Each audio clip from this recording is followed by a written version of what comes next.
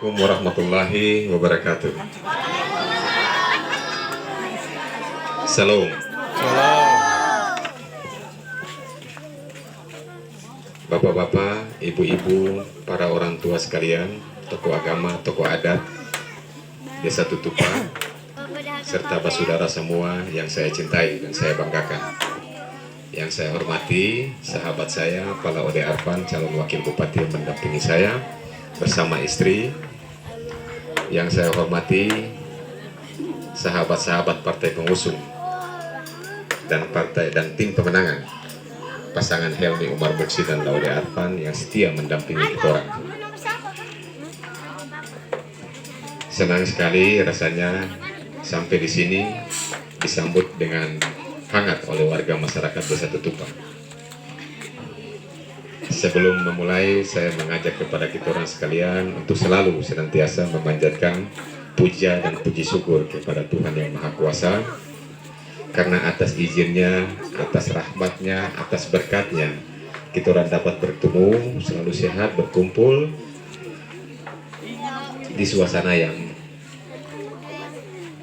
cerah pada hari ini, siang menjelang sore, dalam rangka bersilaturahmi, bertatap muka, memperkenalkan diri, memperkenalkan latar belakang profesi kita orang, dan juga kira-kira kita umpeji jualan apa yang mau kita jual ke depan.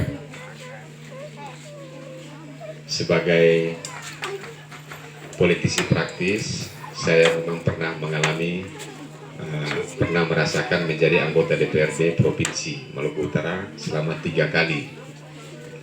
Di tahun yang ke-11 saya mengundurkan diri untuk memilih melanjutkan karir sebagai calon bupati Kabupaten Halmahera Selatan. Menurut saya 3 periode itu cukup waktu bagi saya untuk belajar banyak hal menyangkut dengan pengelolaan pemerintahan, belajar banyak hal tentang dengan masalah politik, belajar banyak hal menyangkut dengan sosiopolitik, belajar banyak hal menyangkut dengan budaya politik di Kabupaten Halmahera Selatan, karena di sini saya pedapil. Begitu juga sebaliknya dengan Pala Ode Arfan, kurang lebih 35 tahun berkarir di kepolisian Republik Indonesia, pernah menjadi 5 kali menjadi anggota Kapolsek, lalu kemudian naik menjadi Kasat Binmas Polres Halsel, kurang lebih 4 tahun 5 bulan 13 hari. Lalu kami berdua bersepakat untuk berpasangan sebagai bupati dan wakil bupati Kabupaten Halmahera Selatan. Dalam perjalanan proses politik, mencari dukungan partai, kemudian kami berdua didukung oleh Partai Nasdem dan Partai Hanura. Dalam perjalanan, sahabat-sahabat kami yang ada di Partai Gelora pun mendukung kita orang dengan berbagai pertimbangan yang objektif, pertimbangan dan rasional menurut penilaian dari Partai Gelora, kami didukung. Di dalam perjalanan lagi kemudian ada pasangan yang dulu bakal calon, Pak Bahri Hamisi juga mendukung kami. Kemudian 3 hari lalu seperti yang disampaikan oleh Adinda Menas itu, Pak Bahri secara pribadi beliau mendukung kami berdua. Ini adalah peristiwa atau peristiwa politik yang terjadi terhadap diri kami gitu. Yang terakhir, saya merasakan bahwa sebetulnya apa yang kemudian diucapkan oleh Pak Bahrain itu bukan sekedar untuk kemudian membuat gaya-gayaan terhadap kita orang ini, Pak Gaya. Tapi ada makna yang lebih penting di balik itu. Karena sebagai seorang anggota DPR Provinsi yang mengetahui tentang tata cara penyelenggaraan pemerintahan, bahwa mengelola sebuah pemerintah itu berat, bukan gampang, sangat berat. Ya. Waktu yang dibutuhkan 5 tahun untuk kemudian merumuskan seluruh program visi misi yang dijabarkan di dalam RPJMD, yang kemudian ditularkan di dalam program dan kegiatan itu berat, bukan cara berat, sangat berat. Apalagi Kabupaten Halmahera Selatan yang begini luas. 40.263 km persegi. Besar sekali Kabupaten Halmahera Selatan, 78% laut, belum terhubung transportasi laut secara keseluruhan, belum terhubung, menghubungkan. Itu adalah kendala berat. Ada banyak pulau yang ada di Kabupaten Halmahera Selatan ini, 371 pulau yang ada di Kabupaten Halmahera Selatan ini, 41 pulau yang dihuni, yang lain telah dihuni. Bagaimana kemanfaatannya terhadap pulau-pulau yang tidak dihuni itu? 330 pulau. 95% masyarakat atau desa itu ada di pesisir. 237 desa itu ada di pesisir, seluruh pesisir Kabupaten Halmahera Selatan ini. Bagaimana strategi pemerintah untuk kemudian menghubungkan desa-desa itu? Begitu banyak penduduk yang ada di Kabupaten Halmahera Selatan sini. Menurut data statistik, 228.771 manusia yang ada di Kabupaten Halmahera Selatan ini.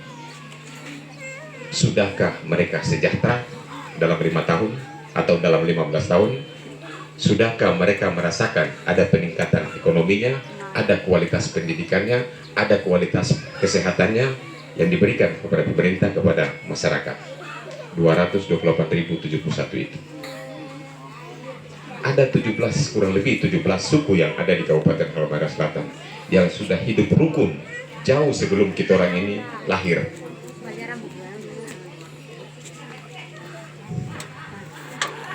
Apakah semua sudah diberdayakan? Apakah semua sudah merasakan dampak dari penyelenggaraan pemerintahan? Sudahkah dorang ini semua dilibatkan dalam sebuah proses pembangunan Kabupaten Halmahera Selatan? Ataukah belum? Dari berbagai hal yang saya ungkapkan itu, sehingga salah satu indikator yang membuat Pak Bupati mendukung kita orang untuk melanjutkan programnya, bukan dalam konteks politik semata. Apa yang sudah dirumuskan oleh beliau dengan prestasi yang dimiliki, kurang lebih 4 kali atau 5 kali, wajar tanpa pengecualian dalam hal pengelolaan keuangan daerah. Pengelolaan keuangan daerah itu hal yang paling berat, karena pengelolaan keuangan daerah itu ada 6 alurnya: perencanaan, penganggaran, pelaksanaan, penatausahaan, pelaporan, pertanggungjawaban. Dari 6 rangkaian yang dilakukan itu melahirkan sebuah opini yang dilakukan oleh BPK. Opini yang dilahirkan itu kemudian disampaikan kepada pemerintah daerah melalui DPR dalam laporan LHKP BPK, LHP BPK, laporan hasil pemeriksaan BPK. Sehingga pemerintah daerah kurang lebih 4 kali mendapat WTP. WTP atau wajar tanpa pengecualian dalam pengelolaan keuangan daerah itu ada insentifnya, ada penghargaannya. Bagi pemerintah kabupaten itu 35 miliar, pemerintah provinsi itu 50 miliar. Nah, kalau dikali 4 berarti kurang lebih sudah sekitar 140 miliar yang dicetak oleh pemerintah Kabupaten Halmahera Selatan yang dikomandoi oleh Pak Bahrain Kasubah dengan Pak Iswan Hasim. Ini tambahan insentif sebanyak itu bisa dilakukan untuk kemudian menambal sulam APBD kita orang yang terbatas. Bisa dimanfaatkan, difungsikan untuk program kegiatan yang tidak bisa dibiayai oleh pendapatan daerah yang ada di dalam APBD itu.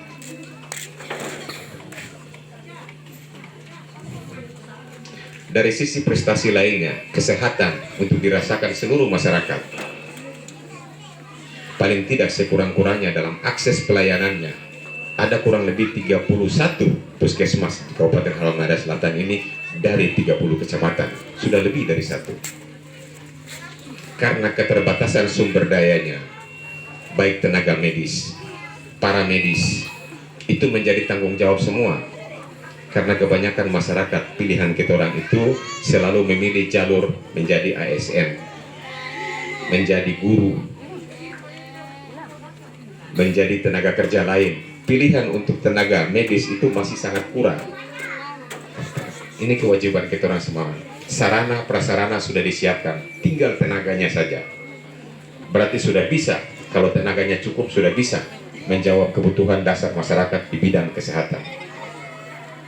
Itu sudah dilakukan oleh beliau.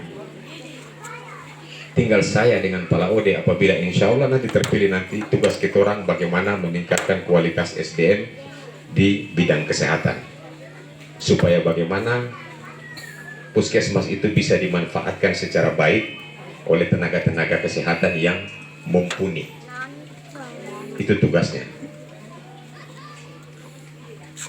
Yang ketiga, paling tidak fondasi pembangunan dalam rangka bagaimana kemudian menjadikan Bacan Selatan sebagai pusat perniagaan, itu pun sudah dilakukan. Walaupun dengan meminjam kepada SMI sarana multi infrastruktur 150 miliar untuk membangun jalan yang menjadi status kabupaten mulai dari Labuha sampai ke Panamboa. Di situ sudah diletakkan sentra-sentranya, mall, pasar, mungkin ke depan akan tambahan lagi. Tinggal bagaimana ke depan dimanfaatkan secara baik. Di situ juga ada sarana olahraga. Berarti arah pembangunannya supaya tidak terjadi penumpukan di tengah kota, dikirim ke selatan pembangunannya. Nah, bagaimana ke depan ini kemudian bisa berfungsi secara baik, itu menjadi tanggung jawab bagi bupati kepala daerah periode berikutnya. Itu arti dari lanjutkan tentang programnya. Ya, kita antara bicara dari mana kita berasal. Karena Pak Bupati juga telah melalui pendekatan itu. Kalau beliau memakai pendekatan itu, kita mbak saudara semua sini tahu. Tapi karena kenegarawanannya yang berpikir untuk Kabupaten Halmahera Selatan, maka itu adalah pengelolaan pemerintahan. Bukan pendekatan emosional, bukan pendekatan kekerabatan. Tapi yang lebih penting adalah bagaimana Kabupaten Halmahera Selatan itu maju. Itu yang paling dipikirkan. Nah, ini menjadi tantangan, tanggung jawab yang harus diteruskan. Saya dengan Pala Ode Arfan itu juga punya visi misi.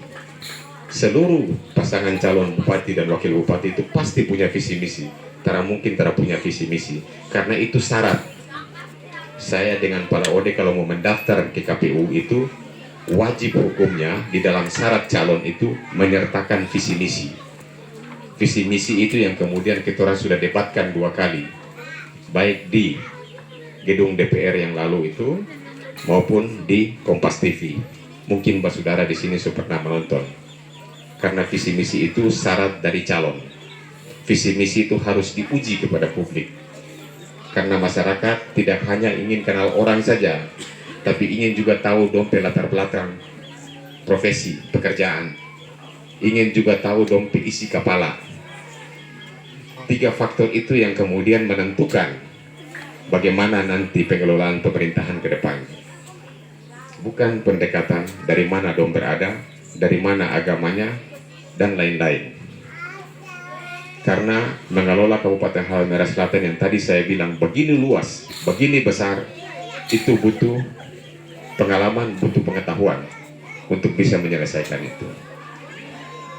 Sebagai politisi, saya ini jadi anggota DPR bukan juga karena orang Bajo saja yang pilih saya. Ada juga orang Togale, ada juga orang Makian, ada juga orang Bacan, ada juga orang Topu, saudara-saudara yang Kristiani juga pilih pakai orang. Kalau cuma harap orang Bajo saja, tak ada mungkin saya jadi. Apa landasannya, apa ukurannya? Relasi sosial, hubungan sosial. Yang harus dikedepankan itu adalah hubungan sosial, karena itu nilai. Itu value, nilai. Kemanusiaan itu nilai. Yang membentuk karakter masyarakat itu kan cuma 2 saja, agama dengan budaya saja. Budaya itu termasuk pendidikan, termasuk itu orang latar belakang suku dan lain-lain, tradisi dan adat seat orang. Itu yang membentuk nilai dalam diri orang selain agama. Nah, kenapa dua hal itu bisa diterjemahkan, diimplementasikan dalam diri dalam membangun hubungan sosial dulu? Jangan dahulukan kepentingan politik.